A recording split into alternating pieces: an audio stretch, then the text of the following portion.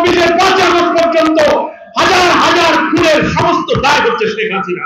যারা নৈরাজ্য অস্থিরতা তৈরি করে নির্বাচনকে বিশৃঙ্খলা করে আবার ভোট কেটে কুটে দিনের ভোট রাতে করে ক্ষমতায় যেতে চায়, এই জাতি তাদেরকে আর মেনে নেবে না। এবং আওয়ামী ফ্যাসিবাদের হাত থেকে জাতিকে স্থায়ী মুক্ত করার জন্য মানবতা বিরোধী অপরাধে অভিযুক্ত শেখ হাসিনা, সব খুনের মাস্টার মাইন্ড হচ্ছে শেখ হাসিনা।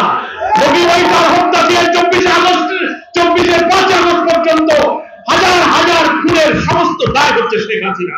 শিয়া বাটার ও ভিটামিন ই সমৃদ্ধ lily glam beauty soap. Lily, always beautiful. এই আনুপাতিক প্রতিনিধিত্ব পদ্ধতিতে নির্বাচন ব্যবস্থা সংস্কার করে অন্তর্বর্তীকালীন সরকারের প্রধান উপদেষ্টাকে আমরা বলবো, আপনি নির্বাচন একটা রোড ম্যাপ ঘোষণা করুন। 12-13টি রিফর্ম কমিশন, সংস্কার কমিশন গঠন হয়েছিল। আশা করছি জানুয়ারির 15-র মধ্যে রিফর্ম কমিশনের প্রস্তাবগুলো সরকারের কাছে যাবে, বাছাই হবে। অনেকে বলছেন সংস্কার দরকার নাই। না, সংস্কার না করে এত রক্তের পর নির্বাচন আসলে আবার ওই 14-18-24-এর মতো ভোট হবে। কি বলেন, ঠিক কিনা? এই রক্ত বৃথা যাবে। তাই রাষ্ট্রের সব অর্গান এই সরকারের পক্ষে সংস্কার সম্ভব না, আমরা তা বলছি না।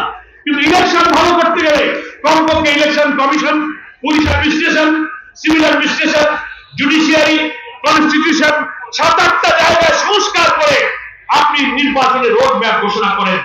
সরকার নির্বাচনের যে ধারণা দিয়েছেন, আমরা মনে করি আপনি এই ধারণার মধ্যে একটি সুষ্ঠু নির্বাচনের জন্য সংখ্যানুপাতিক পদ্ধতিতে অবাধ নিরপেক্ষ একটা ফ্রি ফেয়ার ক্রেডিবল একটা পার্টিসিপেটরি ইলেকশনের জন্য একটি রোড ম্যাপ আপনি ঘোষণা করেন।